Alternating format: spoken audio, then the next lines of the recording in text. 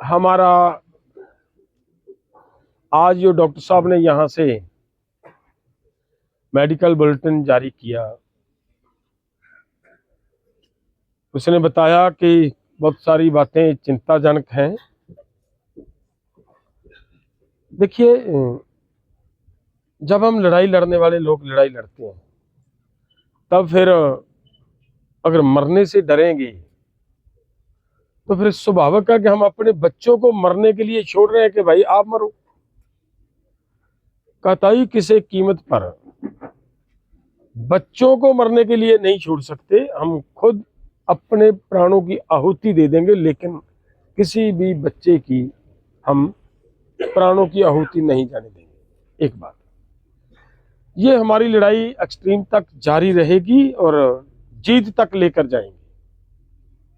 हमारा फैसला बहुत स्ट्रांग और स्ट्रांगली हम इस फैसले को ले रहे हैं। जो हम मांगे लेकर चले हैं, एमएसपी की गारंटी कानून, डॉक्टर स्वामीनाथन की सिफारिशों को लागू करना, C2+50 के हिसाब से किसानों का फसलों का भाव दिया जाए, किसानों की कर्ज मुक्ति की जाए। और उसी में एक मांग है कि भूमि अधिग्रहण बिल कानून 2013 को मुड़ फिर से लाया जाए, उसी को लागू किया जाए, उसको जीवित किया जाए। हमारी सरकार ने बड़ा प्रयास किया उस भूमि अधिग्रहण बिल 2013 को डिमोलिश करने का पूरा प्रयास किया, लेकिन नहीं कर पाए। लेकिन उसके बराबर फिर बाद में 2015 में उसी को एक वक्त अपनी अपनी पार्टी की जहां जहां पे सरकारें हैं वहां पे लागू करवा दिया। और आज हमारे साथी 14 संगठन यूपी के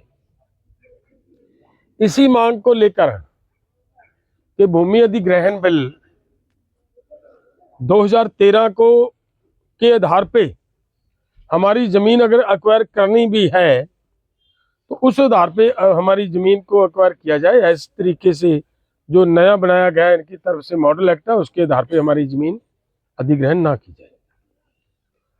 तो वो उनकी कल बात मेरे पास आई थी कि उनके साथ सरकार बात कर रही है। शायद उन्होंने ये मैसेज दिया था कि आज उन्होंने यहाँ हमारे पास आना था, क्योंकि हमारे एसकेएम नॉन पॉलिटिकल का हिस्सा है वो सभी भाई।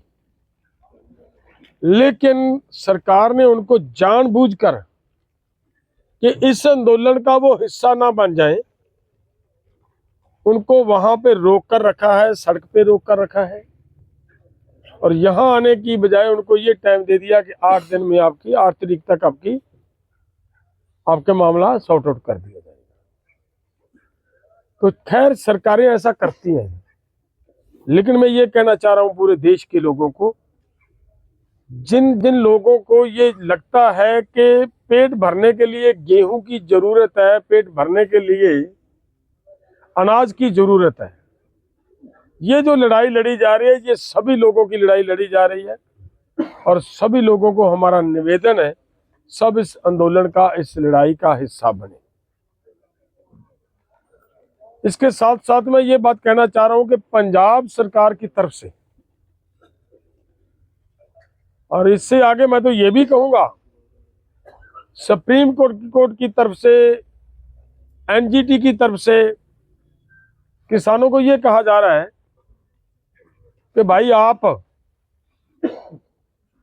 पराली मत जलाओ, फसलों की रेंद खूंद को मत जलाओ, आप पोल्यूशन कर रहे हो। जबकि रिकॉर्ड बोलता है एग्रीकल्चर से पोल्यूशन केवल 1% है।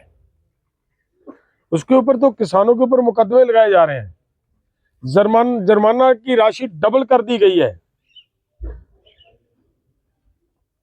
और दूसरी तरफ आप सब पंजाब के सभी पत्रकार भाई जानते हो कि हमारे पास, जिसको हमारे मुख्यमंत्री जी बार बार गुरबाणी का नाम लेते हैं, पवन गुरु पानी पिता माता धरत महत, ये बातें बोलते हैं। जब हमें नसीहत देनी होती है कि आप हवा को गंदा कर रहे हो, मैं ये पूछना चाह रहा हूँ हमारे मुख्यमंत्री जी से कि भाई आज अगर पानी गंदा करने वाली इंडस्ट्रीज उन फैक्ट्रियों के खिलाफ कुछ